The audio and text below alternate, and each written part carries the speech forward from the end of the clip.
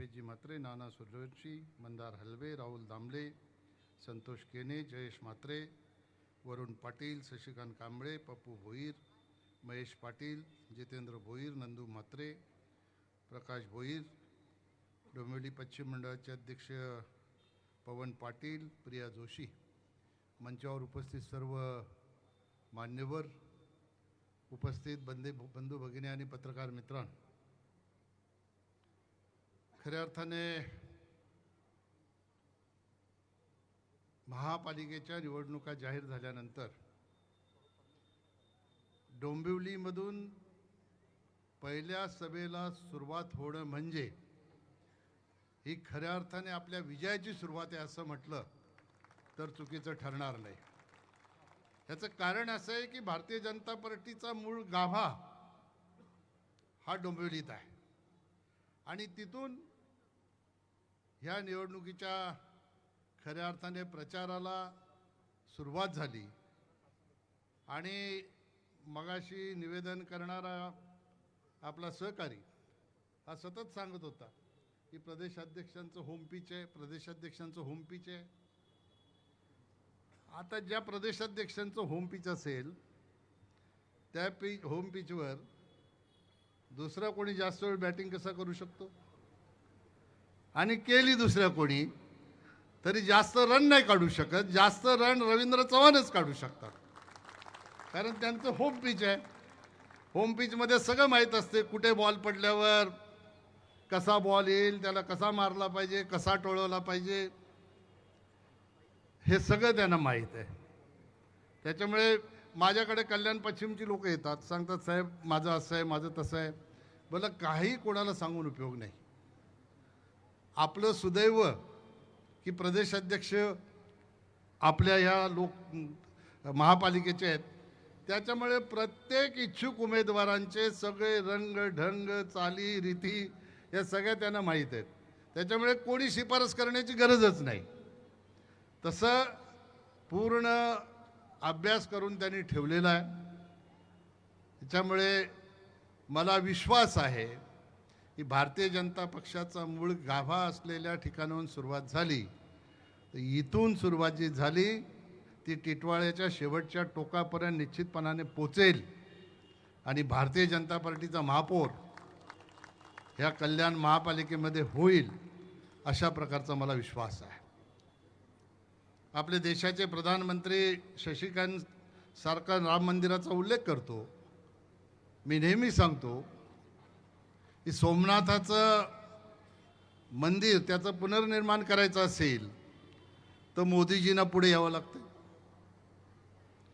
काशी विश्वेश्वराच्या मंदिराचा भव्य रूप द्यायचं असेल तर मोदीजींना पुढे यावं लागतं। काल भैरव मंदिरालाही भव्य रूप द्यायचं असेल तर मोदीजींना पुढे यावं लागतं। मोदी है तो मुमकिन है। आणि आपल्या सगळ्यांच्या मनामध्ये जी गेल्या 500 वर्षापासूनची प्रतीक्षा होती ते राम मंदिर बनवण्यासाठीही मोदीजींनाच पुढे यावं लागतं। मोदीजींनी फक्त राम मंदिर बनवलं नाही, पुनर्निर्माण राम मंदिराचं झालं नाही, तर आपल्या 140 करोड देशवासियांच्या आस्थेचं पुनर्निर्माण त्या ठिकाणी केलेलं आहे। आणि म्हणून जगभरातले सगळे लोक त्या ठिकाणी येतात आणि मोदीजींना भारतीय जनता पक्षाला दुवा देतात। त्याचं कारण ते आहे। आणि म्हणून मी फार वेळ घेणार नाही, कारण ज्यांचं होम पिच आहे त्यांनाच जास्त वेळ बोलायला मिळालं पाहिजे। पण एक गोष्ट निश्चित आहे, या राज्याचे मुख्यमंत्री हे ज्या पद्धतीचं काम करतात, विकास म्हणजे देवेंद्र फडणवीस, प्रत्येक समस्येचं उत्तर म्हणजे देवेंद्र फडणवीस। मी नेहमी सांगतो की कुठलीही समस्या त्यांच्याकडे नेल्यानंतर तुमच्यापेक्षा जास्त माहिती त्यांना असते। मी परवाचं एक उदाहरण सांगतो अध्यक्षजी। माझ्या पायाची टाच दुखत होती, ऑर्थोपेडिक्स डॉक्टर आहेत ठाण्याला केळशीकर, त्यांच्याकडे गेलो। ते मला तपासाचं राहिलं बाजूलाच, ते त्यांनी जे सुरू केलं देवेंद्रजींचं पुराण ते काही थांबायलाच सुरुवात नाही. आज मला परत त्यांनी जे फोन केला टाच कसे विचारत नाही, ते मला सांगतात तुम्हाला माहीत आहे का, हा विरोधकच राहिला नाही हो. असा मुख्यमंत्री महाराष्ट्राला लाभला नाही ज्यांनी विरोधक ठेवला नाही. अशा प्रकारचं काम करणारा माणूस ज्या पक्षाचा नेता आहे त्या पक्षात तुम्ही काम करता, तुम्हाला किती गौरव वाटत असेल. म्हणजे डॉक्टर पेशंटचा आजार राहिला बाजूला आणि ते राजकारणावरच जास्त बोलतात. त्या दिवशी तपासून ते काही नाही, अंबरनाथच्या सभेतच सांगायला लागलं. मी बोललो डॉक्टर माझी टाच दुखते त्याचं काय, आता टाच बीज काय दुखत नाही, टाच मारून सुरू केलं त्यांनी. उडवीनं राई राई एवढ्या सगळं जी कविता, हे सर्वसामान्य माणसाच्या मनामध्ये आपल्या मुख्यमंत्र्यांनी कामाच्या माध्यमातून जो विश्वास निर्माण केलेला आहे, त्या विश्वासाच्यामुळे या कल्याण शहरावर भारतीय जनता पार्टीचा महापौर होणं ही भारतीय जनता पार्टीची गरज राहिली नाही, ही कल्याण शहराची गरज झालेली आहे. आणि कल्याण शहराची गरज पूर्ण करण्यासाठी भारतीय जनता पार्टीचा कार्यकर्ता हा कसोशीने जोमाने प्रयत्न करून येणाऱ्या निवडणुकीत भारतीय जनता पक्षाचा महापौर करण्यासाठी आपलं योगदान देईल, अशा प्रकारचा विश्वास या ठिकाणी व्यक्त करतो.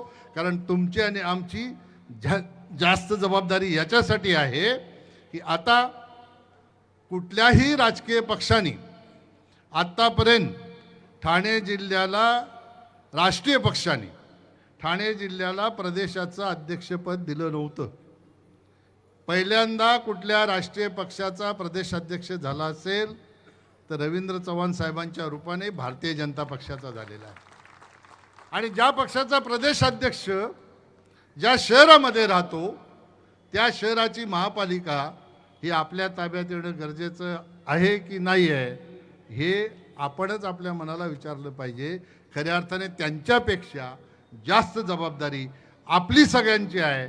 आपण आपल्या जबाबदारीला निश्चितपणाने पूर्ण करण्यासाठी आपण प्रयत्न करूया.